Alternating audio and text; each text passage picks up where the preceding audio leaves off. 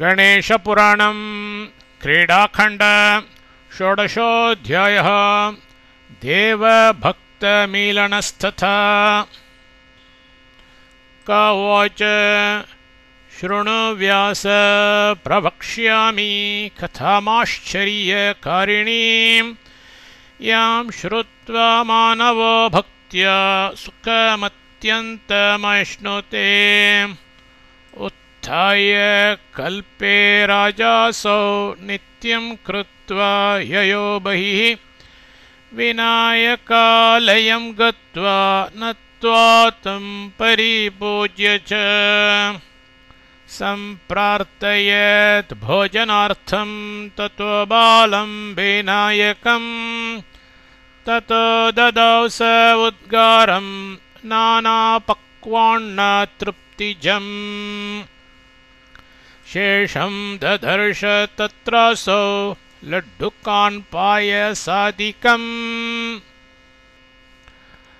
अपूपान् वटकान् पुण्ये मोदनं सोपसंयुतं दधि दुग्धं मधुघृतं कतिकापात्रसञ्चयं मणिमुक्तमयीमालां नानालङ्करणानि च अपश्यत् तस्य देहे सा वनर्घ्याणि नवाणि च पुनर्नत्वा च पपृच्छ नृपतिस्तं विनायकं केन भक्तेन पूजेयं कृता ते जगदीश्वर तमहं ज्ञातुमिच्छामि द्रष्टुं च त्वत्प्रसादतः एवमुक्तो नृपेणाथ वदति स्म विनायकः भक्ताय काशीराजाय निजभक्तकृतार्हणां देव उवाच शृणु राजन् प्रवक्ष्यामि यत्पृष्टोऽहमिह त्वया तदहं ते प्रवक्ष्यामि संक्षेपेण नृपात्मज दण्डकारण्यदेशीये पुरे नामलसञ्जके ब्रूषुण्डनाम्ना भक्तो भूतभव्यभविष्यवेत् सृष्टुं पातं च संहर्तुं शक्तस्त्रैलोक्ये माशुयः ब्रह्मा भवश्च विष्णुश्च नित्यं यद्दर्शनार्थिनः सर्वकालं मम ध्यानध्वस्तपापो जितेन्द्रियः पुरा तपस्येतस्तस्ये भ्रूमध्यान्निःसृतकरः ब्रूषुण्डीते ततक्यातस्त्रिषु लोक्येषु सर्वदा अतिभक्त्या मृत्युलोके सादृशं प्रापितो मम अद्य शुक्लचतुर्थ्यां तु पूजयामास मां मुदा घृतं दुग्धं दधि मधु पश्य मेऽङ्गात्स्रवन्नृप भुक्तशेषमिदं चान्नं दृष्टं ते नृप सत्तमा क उवाच तत ऊचे काशीराजो देवदेव जगत्पते तमहं द्रष्टुमिच्छामि कथं सोऽत्रागमिष्यति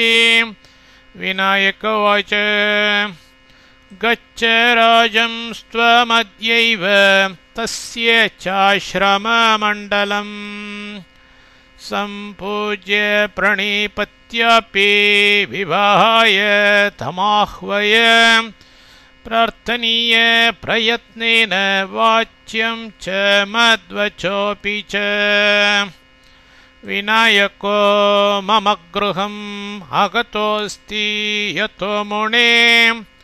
स चाति तृप्तस्त्वत्कृतात् पूजनात् भक्तितो मुने सोऽपि त्वद्दर्शनाकाङ्क्षी तेनेह प्रेषित वयम् ममापि दर्शने काङ्क्षा महती पूजने तव गृहं च सम्पदो मे त्वम्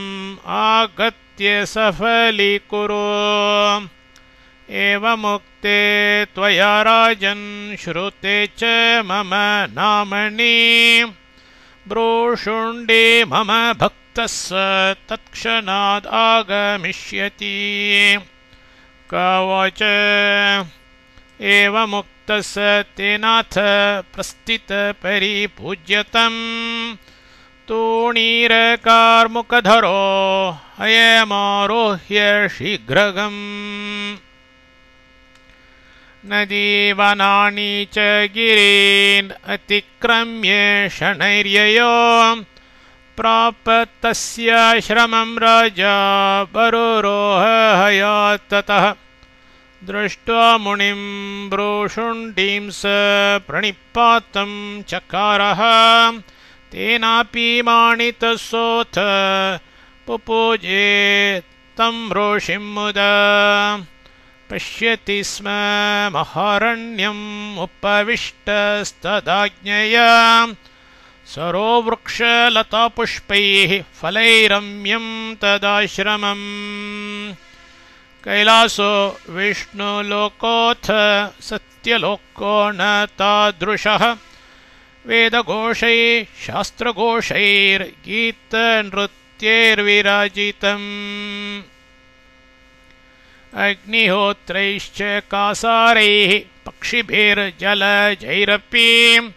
दृष्ट्वा तमाश्रमं राजा मुमोदे हृष्टमानसः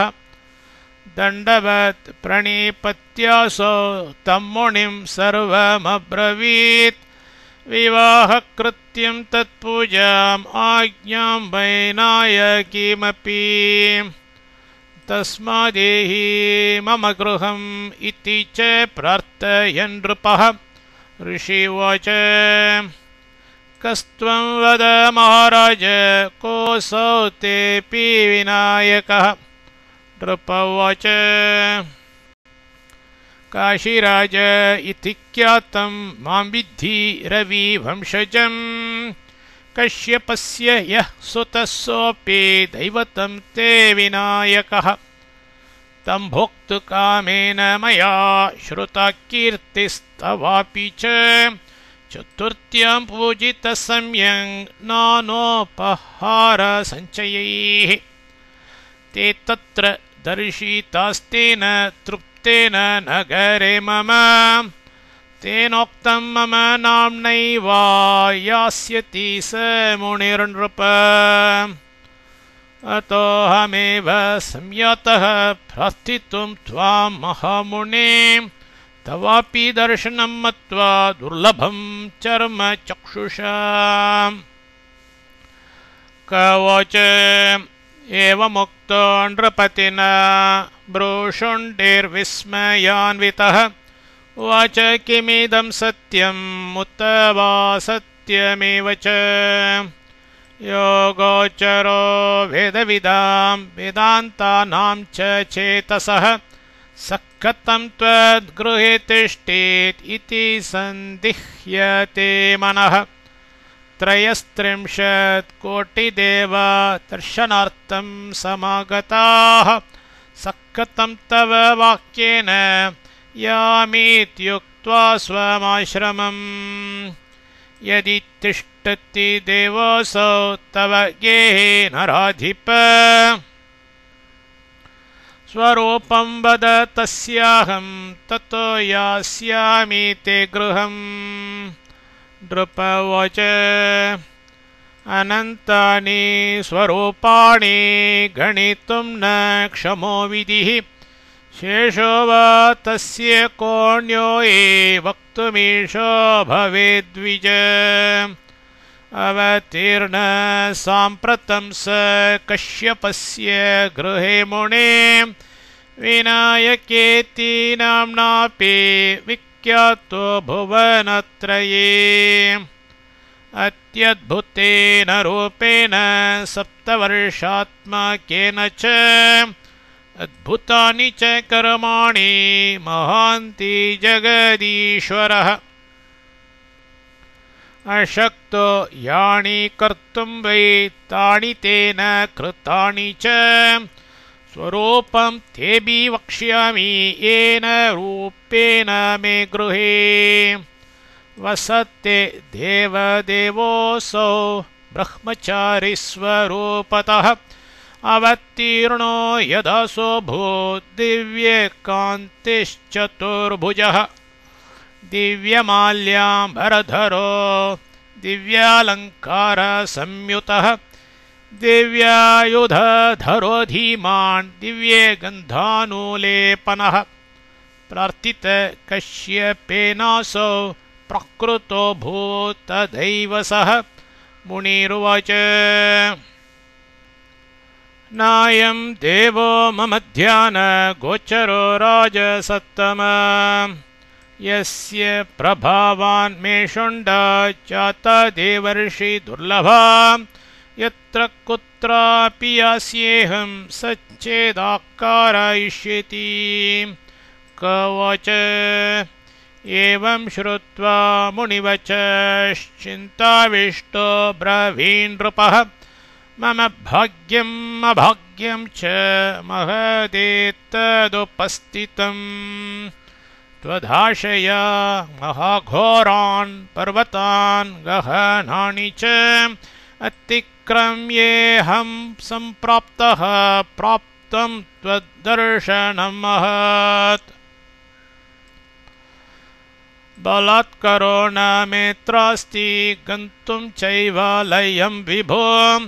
ततो मुनिकरुणया नृपमूर्ध्निं करं ददो निमील्याक्षिणी राजन्नित्युक्तः स तथा करोत् उन्मील्य नयने पश्यत् क्षणमात्रादसौ नृपः गृहान्तर्गतमात्मानं पूर्ववत् तदनुग्रहात् विनायकाय तं सर्वं वृत्तान्तं समभाषत दर्शनाद्धर्षसम्पन्नो नागतो दुःखसंयुतः नागतस्तव वाक्येन मसस्यत्नान्मुनिस्तु सः ब्राह्मणेषु बलात्कारो भस्म सर्वं करिष्यति ब्राह्मणेषु बलात्कारो भस्म सर्वं करिष्यति इति श्रीगणेशपुराणे क्रीडाखण्डे बालचरिते नृपप्रत्यागमो नाम षोडशोऽध्यायः।